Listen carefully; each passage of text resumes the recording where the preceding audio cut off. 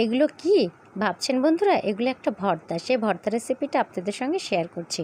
আমি আজকে ভর্তা করার জন্য নিয়েছি লাউ কেটেছি। লাউয়ের মধ্যে বড় বড় বীজ ছিল, বীজগুলোকে না ফেলে দিয়ে কাজে লাগাচ্ছি। তো বীজগুলো নিয়েছি, তার সঙ্গে চিংড়ি শুটকি, এখানে এক মুঠো পেঁয়াজ কুচি, রসুন কুচি আর আদা কুচি আর কাঁচামরিচ সবগুলো একসঙ্গে রেখেছি। আর এইখানে আমি লাউয়ের বীজটাকে খুব সুন্দর করে প্রেশার কুকারে একটা সিটি দিয়ে দিলাম হালকা লবণ দিয়ে।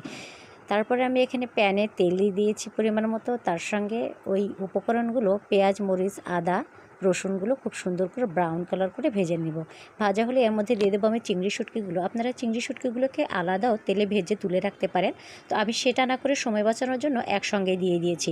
আপনারা এখানে কাঁচা মরিচের পরিবর্তে শুকনো মরিচও দিতে পারেন। আমি খুব সুন্দর করে নেড়েচেড়ে নিচ্ছি। সুন্দর একটা কালার আসবার জন্য দিয়ে দিলাম কিছুটা হলুদের গুঁড়ো। এটা আপনারা স্কিপ করতে পারেন। তো আমি আসলে কালারটা সুন্দর দেখানোর জন্য দিয়েছি। তো খুব সুন্দর করে নেড়েচেড়ে একদম ভেজে নেব। ভেজে নিয়ে এটাকে আপনারা পাটাতেও বেটে নিতে পারেন বা ব্লেন্ড করে নিতে পারেন। তো আমি শিলপাটাতে না করে এটা ব্লেন্ডারে ব্লেন্ড করে নিলাম। লাস্টে এটা নামিয়ে নিলাম। যদিও পেঁয়াজ দিয়েছিলাম, তারপর কাঁচা পেঁয়াজ দেওয়ার আলাদা একটা স্বাদ। আবার পেঁয়াজ কুচি কিছুটা দিয়ে, কিছুটা লবণ দিয়ে আর সর্ষের তেল দিয়ে এটাকে আমি খুব সুন্দর করে মাখিয়ে নেব।